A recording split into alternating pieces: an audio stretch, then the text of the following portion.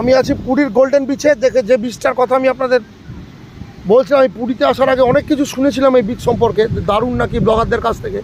আমার সেরকম খাস কিছু মনে হয়নি। এইদিকে একটা এই বাস্কেটবলের ওই বিচ ভলির নেট টাঙানো, পেছনে কিছু এরকম চেয়ার পাতা, এই দেখুন সামনেও এরকম কিছু চেয়ার সারি দিয়ে পাতা আছে, দেখালে আপনারা বুঝতে পারবেন।